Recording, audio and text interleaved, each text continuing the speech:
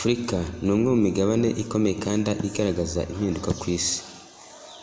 Afurika igizwe n'ibihugu bigera kuri 55, ituwe n'abaturage barenga miliyari 1.6 mu igereranya riheruka rya 2023. Ni umugabane ukungahaye ku mutungo kamere kandi ufite ubukungu bukomeye bushaka impinduka. Afurika ifite amateka yihariye, bisobanura ko umugabane ari ihuriro ry'ibitekerezo, umuco, indimi, indangamuntu n'inzira zihuse byakozwe mu buryo bw'ubucakara, ubukoloni n'ibindi byose. Icyo gihe hariho ibintu byinshi byagenderwaho mu guhitamo umurwa mukuru, bikaba umwihariko muri Afurika kubera amateka mabi yaranze Afurika. Muri iki kiganiro tugiye kubabwira imwe mu mirwa mikuru y'ibihugu bya Afurika ndetse n'amateka yihuse yayiranze inyuma y'ishingo ryayo. Nitwa Nsengiyaremye Augustin, mbahaye ikaze kuri YouTube yacu Inyamamare Augustin Official.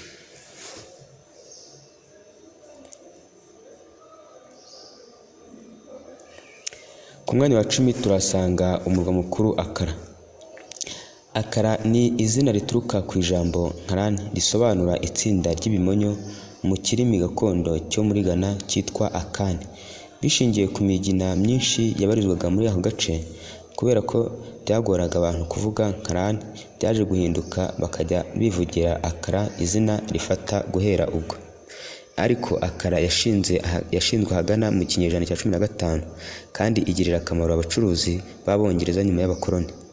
Yabaye icyicaro cya guverinoma iyo ari yose muri Ghana, icyahoze cyitwa Gold Coast kuva mu 1877. Ku mwanya wa 9 turasanga Addis Ababa. Addis Ababa ni umurwa mukuru w'igihugu cya Ethiopia. Nubwo agace kaje kwitwa Addis Ababa kari kamaze kugira akamaro gakomeye mu bwami bwa Ethiopia.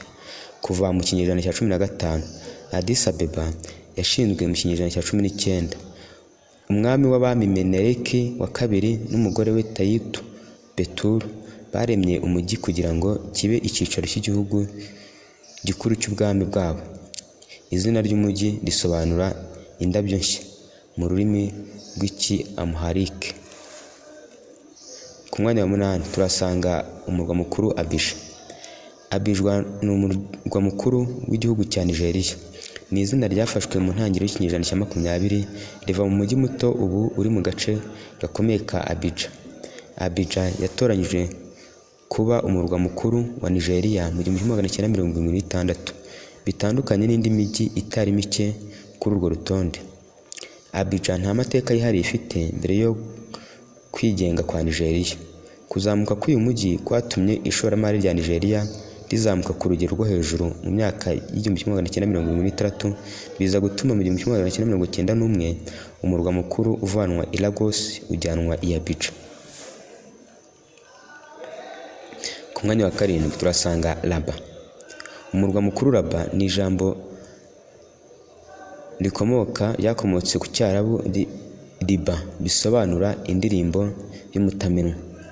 Kubaka urukuta rw'ubwirinzi ruzatuma Rabat igira ubudasa mu kwirinda ibitero biyigabweho byatangiye mu 1150 na Abdel Moïmen wayoboraga ishyaka ndetse n'ubwami bwitwa Almohad Caliphate ryari rishingiye ku mahame ya Kisilamu. Rabat yahoze ari umujyi w'umwihariko muri Maroc.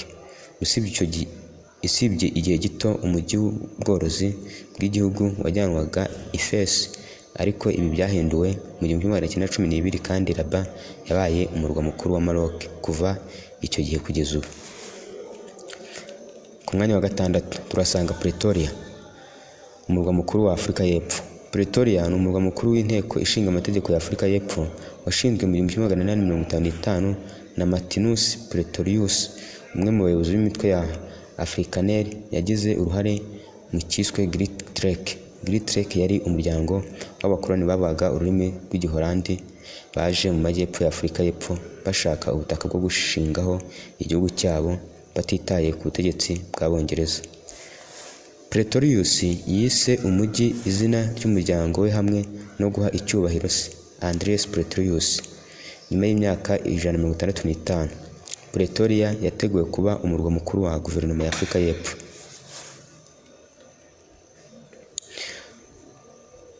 Ku mwanya wa 5 turasanga umurwa mukuru Nairobi. Amateka y'intangiriro y'umujyi wa kijyambere wa Nairobi ahera mu myaka y'1890 ubwo Abongereza bahisemo gukora igishushanyo mbonera cy'umujyi muto wari ufite gare nto ya gari ya moshi. Nairobi isobanura amazi akonje cyangwa atuje mu rurimi gakondo rwa Masai. Intambara ya mbere y'isi irangiye, umurwa mukuru wa Kenya watangiye kwerekana ibimenyetso ko uzaba umujyi ukomeye nk'uko umeze ubu, bitewe n'iterambere wagaragazaga icyo gihe.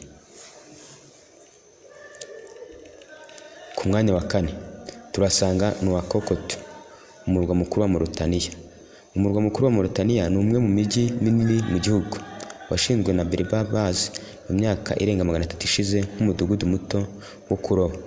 Nouakchott yakuwe mu rurimi rw'Ikiberberi rivuga Nouakchott, bisobanura ahantu h'umuyaga. Nko mu Rwanda twari kuhita inyamiyaga.